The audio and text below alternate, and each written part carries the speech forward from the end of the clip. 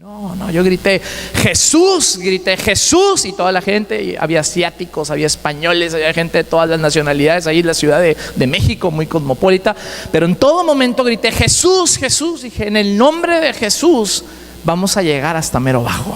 Y yo lo gritaba, en el nombre de Jesús vamos a llegar hasta mero abajo, vamos a llegar bien. Y el Señor nos cuidó en todo este proceso.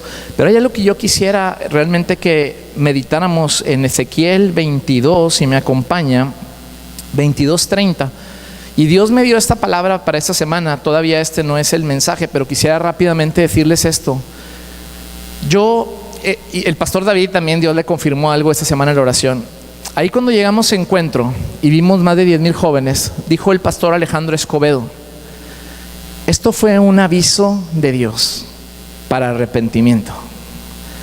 Pero esto fue un aviso de Dios, dice, y me gustó porque dijo el pastor Alejandro Escobedo: si tú lees el Antiguo Testamento y toda la Biblia, siempre que pasan estas cosas es porque Dios quiere mandarnos un mensaje.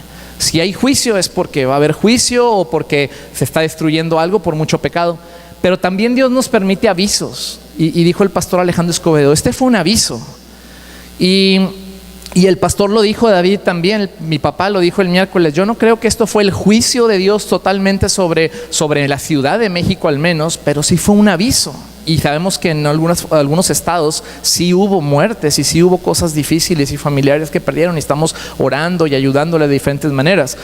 Pero en cuanto al área donde nosotros estuvimos, en la Ciudad de México, ahí alrededor, hubo un aviso. No entró el juicio de Dios con toda aceleración hasta lo último. Y fíjate lo que dice Ezequiel 22:30, dice: y busqué entre ellos hombre que hiciese vallado es que hiciese una cerquita, y que se pusiese en la brecha delante de mí a favor de la tierra, para que yo no la destruyese, dice Jehová, y yo no lo hallé. Por tanto derramé sobre ellos mi ira, con el ardor de mi ira los consumí, hice volver el camino de ellos sobre su propia cabeza, dice Jehová el Señor. Déjame decirte, hermanos, que en mis más de 30 años que tengo de conocer al Señor, hay algo que me ha quedado claro. Cuando se levanta la iglesia de Cristo en un lugar, en una zona, en una ciudad, en una congregación, Dios puede detener desgracias grandes, única y exclusivamente porque ahí en medio estábamos sus hijos parados, alabando y adorando al Señor. Nada más quiero aclarar, una y otra vez en la Biblia lo dice, yo lo he vivido en mi vida personal, que donde puede haber desgracias al lado derecho, al lado izquierdo, para adelante y para atrás, si el pueblo de Dios está simbrado en su palabra y está simbrado en el poder del Espíritu Santo y lo estamos obedeciendo y lo estamos adorando, Dios puede salvar una región completa. Y el Señor empezó a hablar en mi corazón desde la semana pasada de qué voy a compartir próximamente en la congregación, próxima domingo, que el pastor ya me había dicho que yo iba a compartir, y solo hubo una palabra que se vino a mi mente. Una sola palabra que necesitamos escuchar en esta mañana, en la que tenemos que enfocar toda nuestra vida. No es un título largo, no es un título de un enunciado ni siquiera completo, pero es el nombre que es sobre todo nombre. El nombre en que toda rodilla se arrodillará y toda lengua confesará que Jesucristo es el Rey de Reyes y el Señor de Señores. Y en esta mañana, el sermón, el mensaje de esta mañana se intitula Jesús. Jesús, porque en los terremotos, en la violencia, en las amenazas de guerra de Norcorea hacia distintos países del mundo, entre la corrupción, entre la avaricia, entre la desunidad familiar, entre la muerte que vemos a nuestro lado derecho, a nuestro lado izquierdo todos los días, solo hay un nombre que nos puede cuidar, que nos puede proteger y en el que podemos ser salvos. Ese es el único nombre que te tienes que aprender al derecho y al revés. Y al salir de este lugar, aunque ya eres cristiano, tienes que recordar que únicamente, así como yo 18 pisos me la pasé gritando este nombre, así te puedo decir que únicamente tú necesitas hablar de Jesús, pensar en Jesús y creer en Jesús. Te voy a invitar a que vamos a Hechos capítulo 4 verso 12. Hechos capítulo 4 verso 12, y fíjate lo que dice aquí: y en ninguno otro hay salvación, porque no hay otro nombre bajo el cielo dado a los hombres en que podamos ser salvos. Señor me llamó a ser pastor, yo tengo mi maestría terminada, yo tengo una ingeniería terminada y tengo una maestría en administración terminada, aparte de todos los otros estudios que he hecho. porque necesitamos estar preparados y ser de testimonio tanto para la gente de aquí adentro como para la gente que está afuera. Cuando alguien te dice, es que tú se me hace que nada más te enfocas en la Biblia. No, mira, también he hecho esto. Y cuando te dicen, es un testimonio, ¿cuántos creen que debemos de ser testimonio allá afuera también? Entonces, el que aspire al liderazgo en la iglesia, en un grupo, en hogar, con los jóvenes, con los adultos, tiene que aspirar también a la excelencia en las cosas que el mundo también valora, porque ese es el pequeño comienzo antes de poder ser ejemplo también en lo espiritual. Si no podemos cuidar lo material, como dice la palabra, ¿cómo nos vamos a encargar de las cosas espirituales si ni siquiera somos buenos en las cosas físicas? ¿Y cuántos dicen amén con esto? Necesitamos ser ejemplo. Entonces es un tremendo hombre de Dios, pero cuando yo escuché esto dije, tiene tanta razón este pastor. Necesitamos dejar las cosas ahí que son pasajeras, que son ahí de la tecnología, de todo, y necesitamos meternos más en la palabra. Voy a invitar al equipo de alabanza, si puede pasar en este momento, y que nos pongamos todos en pie, y vamos a leer por último ahí, pues en pie en la pantalla, Efesios capítulo 1, verso 17. Efesios capítulo 1, verso 17. Y vamos a terminar con este mensaje.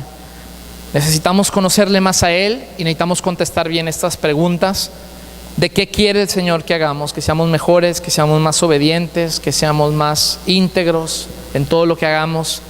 Dice Efesios 1:17: y para que el Dios de nuestro Señor Jesucristo, el Padre de gloria, os dé espíritu de sabiduría y de revelación en el conocimiento de Él. Vamos a leerlo una vez más. Para que el Dios de nuestro Señor Jesucristo, el Padre de gloria, os dé espíritu de sabiduría y de revelación en el conocimiento de Él. Padre, te damos las gracias en esta tarde ya, porque Tú nos estás revelando a Jesucristo. Gracias porque cada uno de nosotros ponemos a Jesús como el principal en nuestras vidas. Queremos contestar esa primera pregunta. Tú eres, Jesús, para nosotros nuestra única esperanza, nuestra única salvación. Tú eres, Señor, nuestro único, Señor, refugio en medio de la tribulación. Tú eres, Jesús, la única alternativa que tienen nuestras familias, que tiene Reynosa. Tú eres el que podemos aclamar en medio de la necesidad, en medio de la tormenta. Hermanos, si su familia está siendo atacada o destruida en algún área, cancelen el nombre de Cristo Jesús. Yo oro que mi familia no sea destruida en esta área financiera, en esta área de algún posible divorcio entre sus hijos, entre sus familiares. Si hay algún hermano, una hermana que está batallando en su matrimonio, declare libertad ahí, que el Señor se manifieste, Jesús, en su trabajo, en sus finanzas. Si hay temor en su familia, en alguno de los miembros de su familia, Señor Jesucristo, ven y tócanos en esta tarde, ven y manifiéstate.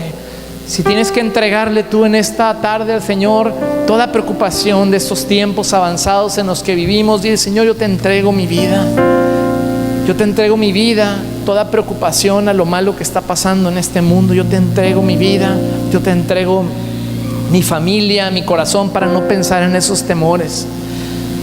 Y dile al Señor esa segunda pregunta que el Señor, Saulo le dice: Señor, ¿qué quieres que yo haga? Dile al Señor en este momento, ahí en tu lugar: Señor, de acuerdo a tu palabra, de acuerdo a lo que hemos recibido el mensaje en esta mañana, de acuerdo a lo que tu Espíritu Santo me está hablando, ¿qué quieres que yo haga, Señor? Dile: en mi colonia, en mi vida, en el ministerio que tú me has dado ahorita o que me vas a poner a trabajar en el futuro. ¿Qué quieres que haga yo con mis cosas, con mis tiempos, con mi agenda, con mis hijos? Dile: ¿qué quieres que yo haga?